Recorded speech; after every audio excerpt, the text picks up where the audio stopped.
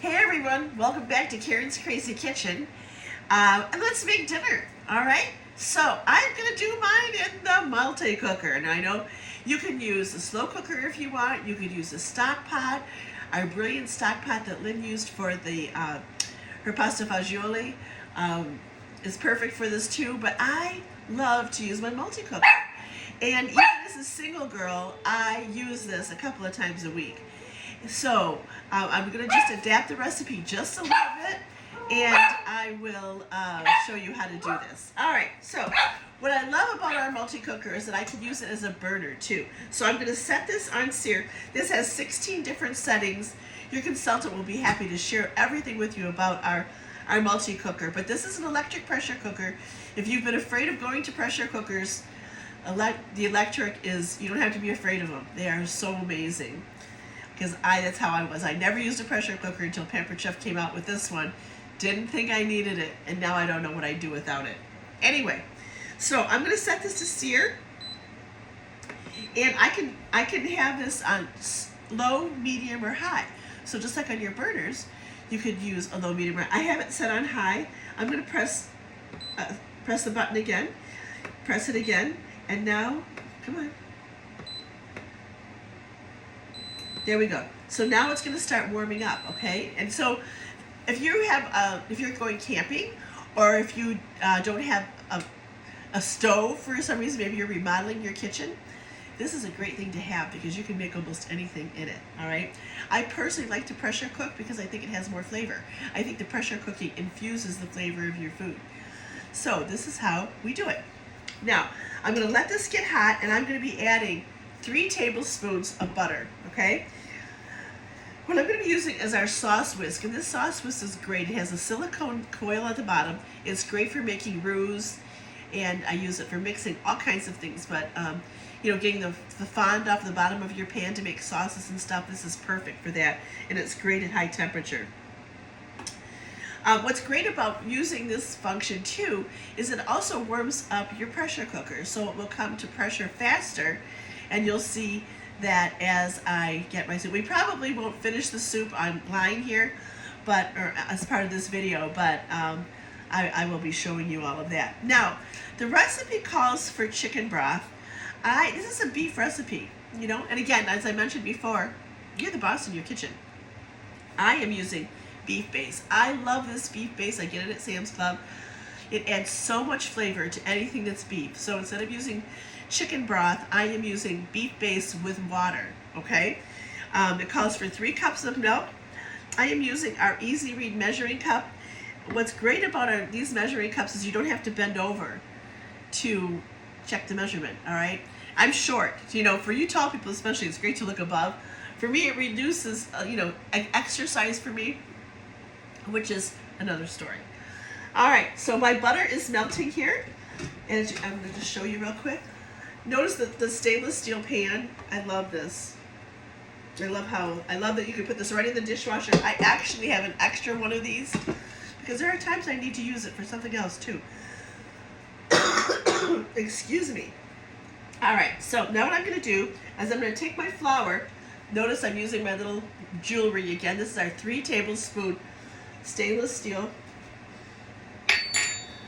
measuring scoop, and I'm just going to let that cook up just a little bit. Again, this is how excuse me, this is how we make our roux, and I'm going to just let that cook up, and it's starting to sizzle nicely. I'm going to pull it out real quick, see if you can see how it's sizzling in there. Really, really nice. And I want it to get just a little bit, I'm going to let it just get a little bit brown.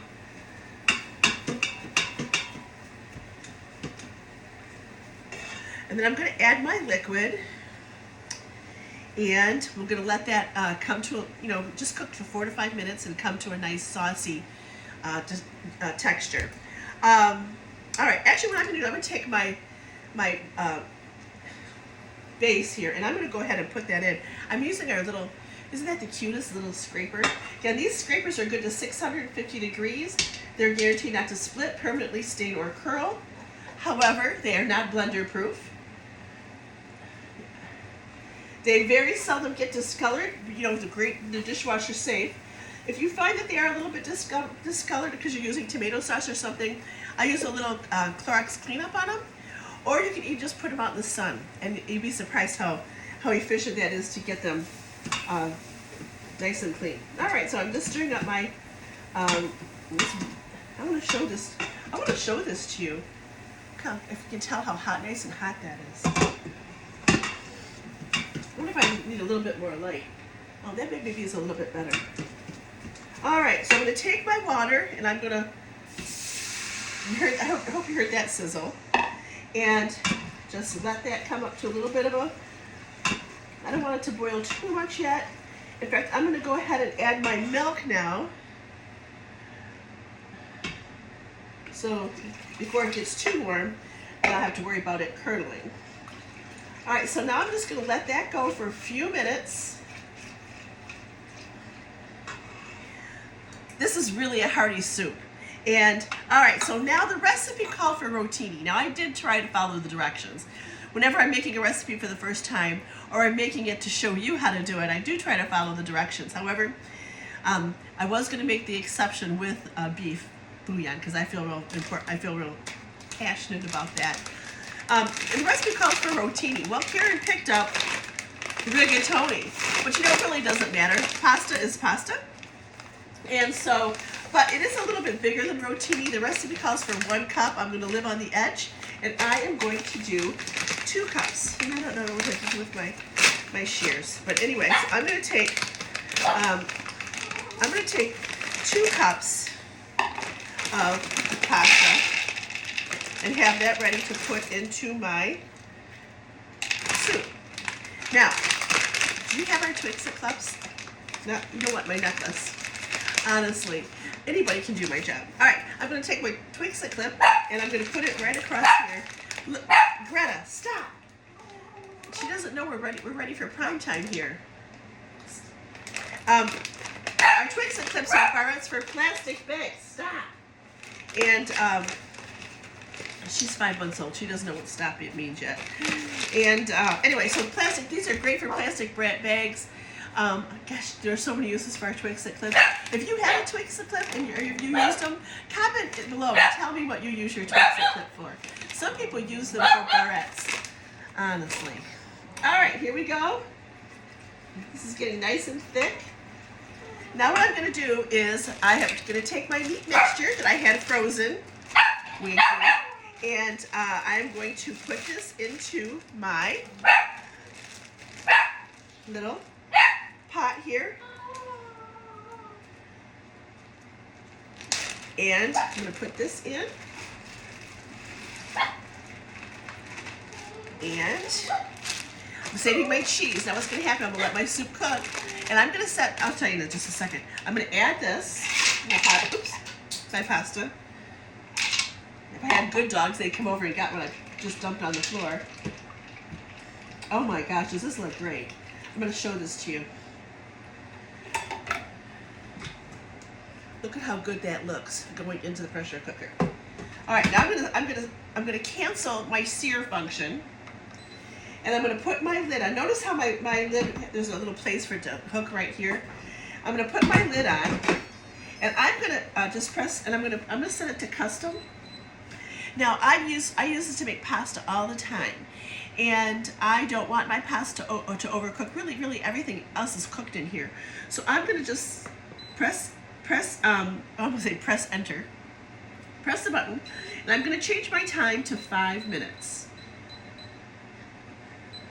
And I'm going to press it until it says run. Okay, so now what happens is this is going to cook for 5 minutes. We have to wait for it to come to pressure before it starts to count down. So we never know how long it's going to take. It has everything to do with how much is in the pressure cooker, okay? But once it starts cooking, 5 minutes. Now since I'm doing pasta, I will do a manual release of this, which means I'm going to release the pressure right away because I don't want my pasta to overcook. And then I will stir in my cheese and we will have soup and we'll have dinner ready. So I hope that you have enjoyed this and you will try this recipe. I can't wait to give you a verdict on how that No more? You know what? I think we're at 10 minutes now. You know, I think I'm going to show you one more thing. A great thing to have with your soup is bread, right? So we are going to make our Pampered Chef beer bread.